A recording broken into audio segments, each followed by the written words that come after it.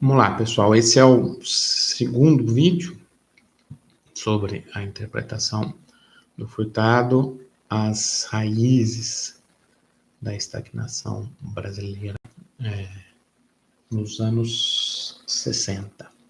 Expresso lá no capítulo 3, né, de subdesenvolvimento e estagnação na América Latina, de 66, e teoria e política do desenvolvimento econômico, de 67. A gente já no vídeo anterior mostrou as grandes linhas da interpretação do modelo, né? Agora vamos passo a passo tentar entender a relação entre essas variáveis, como eu materializo uma tendência de estagnação na interpretação do Furtado a partir da lógica da não incorporação do excedente populacional e dos impactos que isso vai ter na dinâmica de crescimento. Né? Então, ele fala o seguinte, olha, primeiro ponto, né, a gente parte lá da lógica da modernização conservadora e da demanda pré-existente como fonte do dinamismo.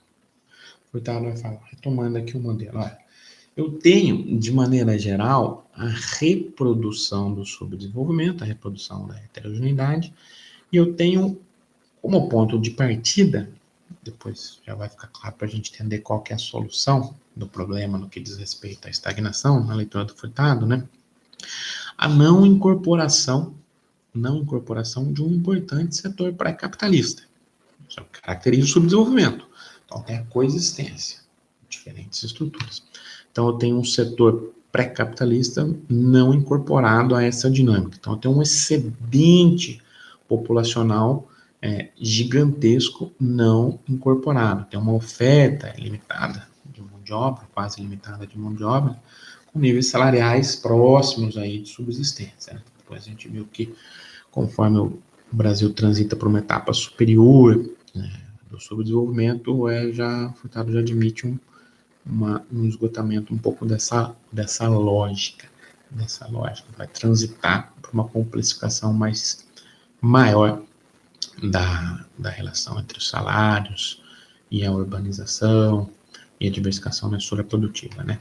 Mas eu tenho, então, uma não incorporação, um excedente populacional gigantesco, e tem uma tendência de reprodução perene da concentração de renda. A industrialização como características intrínsecas do nosso capitalismo. A industrialização por substituição de importações, apesar de virtuosa no que diz respeito à capacidade de transformar a estrutura produtiva, ela é incapaz de resolver esse problema. Ou seja, vai ficando cada vez mais claro que ela ocorre em paralelo à reprodução dessa heterogeneidade. Né? E ela é orientada, como a gente já discutiu, por um processo de modernização conservadora, de modernização do consumo, de atendimento a um consumo prévio como elemento dinâmico. Ou seja, ela é orientada para a satisfação de demanda de rendas mais elevadas da população, né? De rendas mais elevadas, de estratos de renda mais elevada da população. Estou falando basicamente do quê? De bens de consumo duráveis, de maior valor. Mas, como a gente já discutiu, para a produção, aqui entra o modelo mais claramente.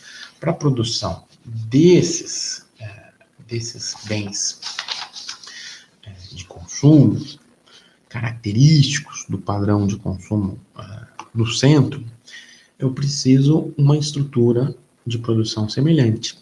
Aí que o Furtado vai falar, olha, conforme eu vou avançando no processo de industrialização por substituição de importações, conforme eu vou avançando nesse processo,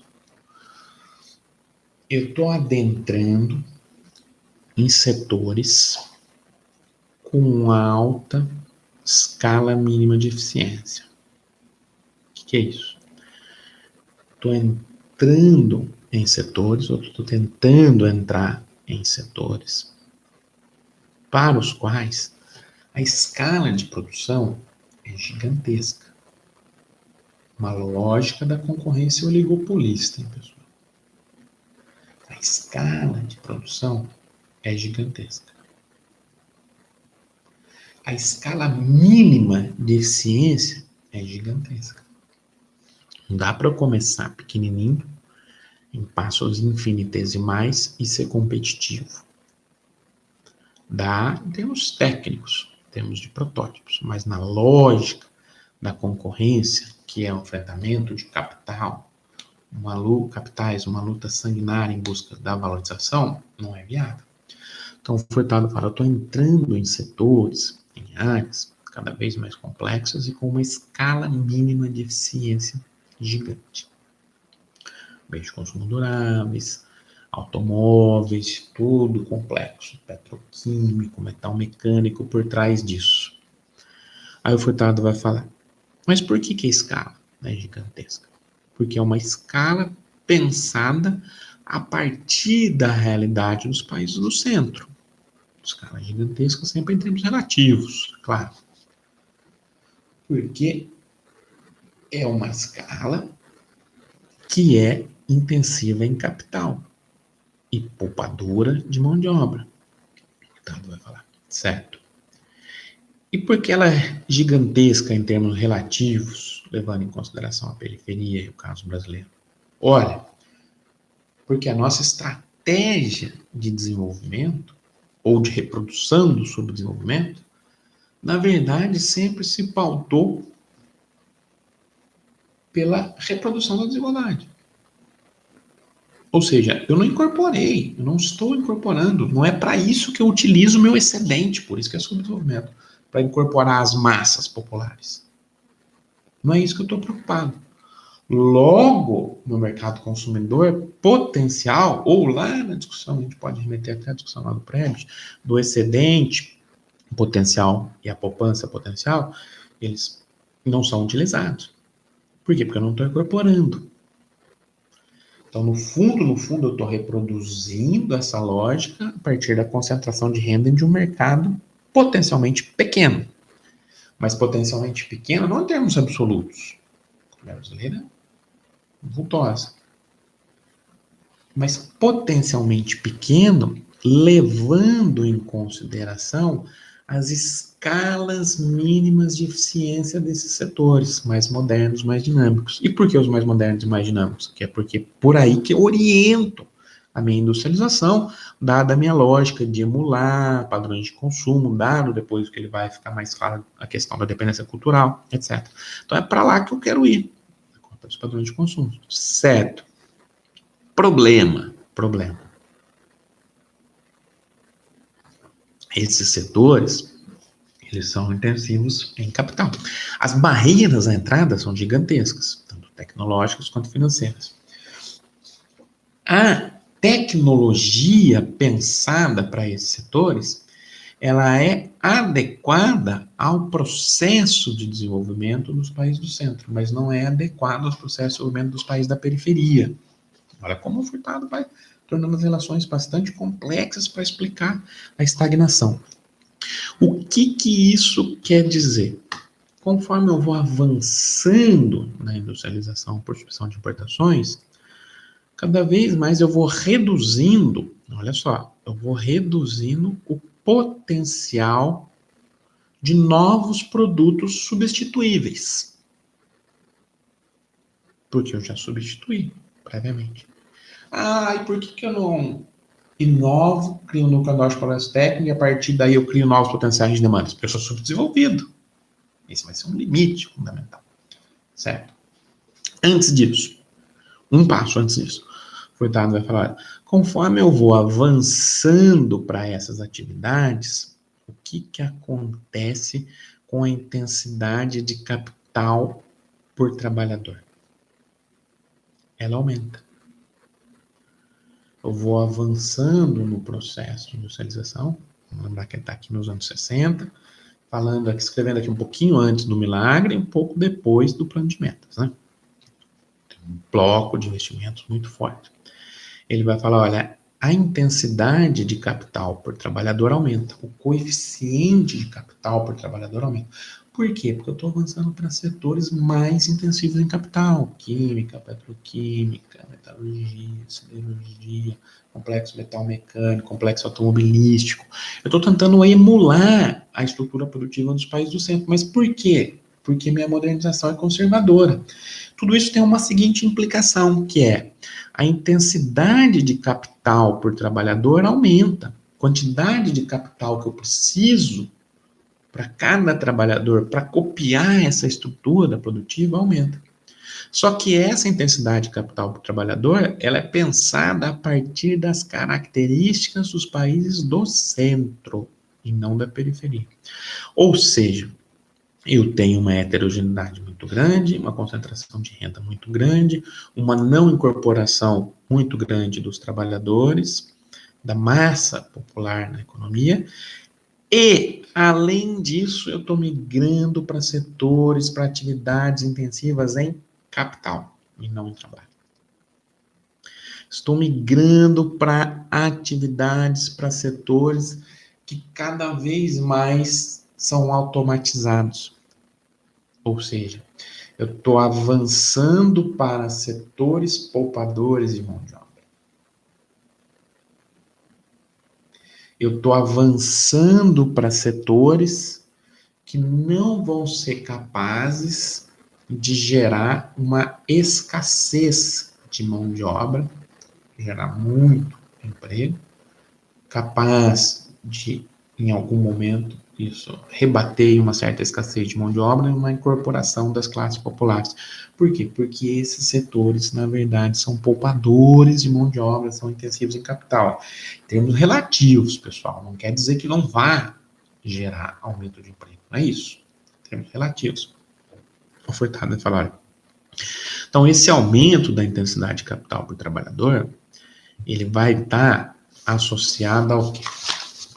Ele vai estar associado a um aumento da concentração de renda, ou pelo menos a uma tendência de reprodução dessa concentração de renda. Porque eu não estou incorporando uma massa de trabalhadores. Opa, isso vai ter problemas na dinâmica. Conforme eu vou avançando para áreas mais complexas, mais intensivas em capital, e conforme vai ficando cada vez mais difícil eu substituir outras faixas de bem, o ritmo começa a se reduzir, o ritmo de absorção da mão de obra começa a se reduzir em termos relativos. A massa salarial não começa a crescer em potência, em ritmo elevado. Então, eu tenho aumento do coeficiente de capital por trabalhador, porque eu estou migrando para esses setores, eu tenho uma tendência de concentração de renda, certo? Pelos mecanismos que a gente colocou. Além disso, conforme aumenta a intensidade de capital por trabalhador, conforme vai ficando cada vez mais difícil eu achar outros produtos passíveis de serem, ou produtos, serviços, segmentos, ramos, setores, passíveis de serem substituídos, meu potencial de atender aquela demanda prévia vai ficando cada vez menor, porque eu já avancei. Logo, conforme, agora, questões algébricas, além de tudo, né? Além de todas as relações complexas que a gente já falou. Conforme a intensidade de capital por trabalhador aumenta, a relação produto por capital, renda por capital, diminui. Conforme a relação capital por trabalhador aumenta, e eu vou dinamicamente perdendo capacidade de incorporar novos setores, além disso a massa salarial não cresce tanto, porque eu estou concentrando renda, a relação entre produto, capital, ou renda, capital, diminui. Por quê? Porque cada vez mais, dinamicamente, né, pessoal, para gerar uma unidade adicional de renda, de produto, eu preciso de mais capital. cada vez mais para gerar uma unidade adicional de renda, esse produto eu preciso de cada vez mais capital. Por quê? Porque eu estou reorganizando sempre minha economia para uma lógica que é de aumento da intensidade de capital para o trabalhador, maiores volumes de capital. Por quê? Porque eu quero copiar a estrutura produtiva do centro, porque eu sou pautado por uma lógica de modernização conservadora via atendimento do consumo pré-existente. Então, primeira conclusão, tem uma tendência da concentração de renda, como a gente já falou. Segunda conclusão, eu tenho uma tendência de redução do ritmo de crescimento da economia, dinamismo. Por quê? Relação produto-capital diminui, obviamente, a tendência de crescimento diminui. Para crescer cada vez mais, eu preciso de mais e maior intensidade de capital. Se está difícil substituir, é difícil financiar, as barreiras tecnológicas e financeiras são grandes, opa, o ritmo começa a se reduzir. E, em paralelo a isso, agora dinamicamente, eu tenho uma concentração de renda, uma redução do crescimento. Tudo isso ocorre em paralelo a uma redução da taxa de lucro, lucro em relação ao capital, uma redução da taxa de lucro. Essa redução da taxa de lucro vai na cabeça do Furtado. Depois isso vai ser criticado pela Conceição, pelo Serra, né? Essa redução da taxa de lucro vai reduzir o potencial de acumulação de poupança prévia, vai reduzir o potencial de investimento e o potencial de crescimento. E em paralelo a essa redução da taxa de lucro, eu tenho um aumento da concentração de renda, uma desaceleração do crescimento, uma insuficiência dinâmica de demanda, nas palavras do Furtado, e uma menor participação do salário na renda nacional. Uma menor participação do salário na renda nacional, por quê? Porque eu não estou incorporando crescentemente os trabalhadores. E a taxa de salário é estável. Porque eu estou usando tecnologias poupadoras de mão de obra. Só que eu estou reproduzindo a desigualdade, eu tenho mais dificuldades para avançar para setores mais nobres, esses setores são cada vez mais intensivos em capital, cada vez mais a possibilidade de incorporar novos setores é menor, a intensidade de capital para o trabalhador aumenta, eu preciso de cada vez mais capital para gerar a mesma unidade de produto, o dinamismo tende a cair, então dinamicamente eu passo a ter uma insuficiência de demanda, com uma redução da participação dos salários na renda e uma redução da taxa de lucro, que vai rebater depois ali numa redução do potencial de acumulação, de poupança, de crescimento, de financiamento do investimento. Setores intensivos em bens de capital duráveis, setores de bens de capital, e de bens de consumo duráveis passam a ter capacidade ociosa, o que vai piorar ainda mais a relação produto por capital. Leitura do Furtado, como resolver esse problema?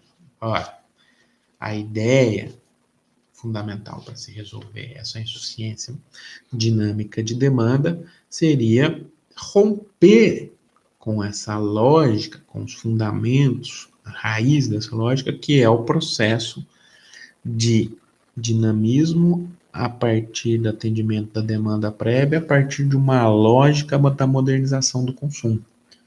O que eu estou falando é reorientar esse dinamismo a partir do atendimento das classes populares, das necessidades das classes populares. Se eu fizesse isso, eu reorganizaria toda a forma de produção, ou seja, eu não vou avançar para setores que têm uma alta intensidade de capital para o trabalhador, porque eu não estou emulando a forma, ou buscando emular a forma de produção e de consumo dos países do centro. Eu vou direcionar meu consumo e, obviamente, a minha estrutura produtiva doméstica para áreas, atividades, setores menos intensos em capital, mais aderentes à minha realidade, mais intensivos em mão de obra, com maior capacidade de incorporação das classes populares nesse processo, Tudo isso vai ter uma maior possibilidade de gerar uma escassez de trabalho, ou seja, potencializar a incorporação do trabalhador e assim reduzir a desigualdade. É óbvio que tem determinantes políticos importantes por trás, mas eu tenho uma base material aqui que me ajudaria, e aí eu contornaria todos esses elementos dinâmicos. Para tal, eu preciso do quê? Além dessa reorientação na lógica, eu preciso de reformas de base, reformas democráticas e também nacionais, reforma agrária, reforma urbana, mais democracia, reforma política, reforma educacional, reforma tributária mais progressiva, mais justa, e por aí vai. Então, preciso de um conjunto de reformas que distribuam renda e riqueza e que reorganizem, então, a lógica desse mercado, que integrem as classes populares para dar escala, para dar volume, mas por uma outra forma de organização. Dessa maneira, segundo Furtado, eu estaria caminhando no sentido de contornar os limites do subdesenvolvimento, caminhando no sentido, e também contornando a insuficiência dinâmica de demanda, contornando a tendência à estagnação, porque reorientaria minha atuação para outra direção. Críticas ao modelo, críticas à interpretação do Furtado, críticas estruturalistas a partir da Tavares, do Serra, a gente faz no próximo vídeo.